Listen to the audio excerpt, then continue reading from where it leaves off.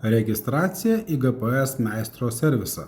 Jeigu tai darote telefonu, viršuje kairėje matote 3 juosteles. Spaudžiame ant jos. Atsiverčia naujas meniu ir apačioje matome servisas. Atsidaro naujas langas. Serviso registracija. Spaudžiam mygtuką. Pasirinkite prekės grupę. Tarkime, vejos robotas. Pasirinkite gamintoją. Tarkime, DCK. Pasirinkite modelį. Tarkime, S2000. Serijos numeriukas yra ant mūsų roboto galo. Jį galim nusirašyti nuo roboto arba nuo programėlės. Jeigu tai kita prekė, lygiai taip pat yra privaloma įvesti serijos numeriuką, nes pagal tai mes matome, ar prekė yra pas mus pirkta, kada pirkta, kas klientas ir taip toliau.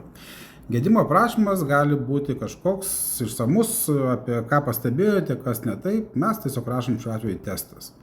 Galim pasirinkti failus, foto. Galime įvesti vardą, testas, gerai, Renaldas. Įvedam telefono numerį, 85, koks nors ten, tebūnie koks bebūtas numeriukas. Paštas, tarkime, richardas@gpsmeistras.lt. Įsipareigoja nurodyti gautą RMA kodą ant siuntos. Tai jeigu siūsite prekę mums į Kauno Taikos prospektas 27, ant siuntos privalote parašyti RMA koduką, kuris bus sukurtas registracijos metu ir jūs gausite laišką su tuo koduku. Taip servisas žinos, kokia prekė atvyko, iš ko atvyko, kas jo savininkas ir kokia yra istorija. Dedam varneles, sutinku su sąlygomis, varnelė ir registruojamas.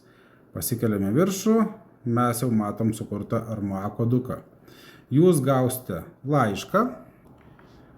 Laiškas atrodo štai taip. Matome serijos numeriukas, matome, kas per prietaisas ir svarbiausia, mes matome RMA koduką.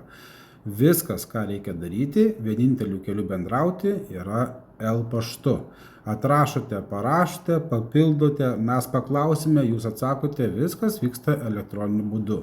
Kai mūsų sistema gauna atsakymą iš šitą laišką, automatiškai į sistemą įkelia jūsų atsakymą, papildymą, informacijos papildymas, ar kas ten bebūtų, failai, kaip ten kas bebūtų.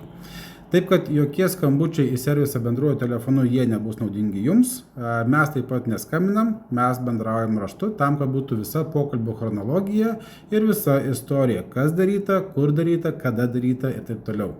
Taip, kad bendravimas vyksta tik tais pagal mūsų RMA koduką. Paprasta, naudinga jums, patogu jums, greita ir modernu.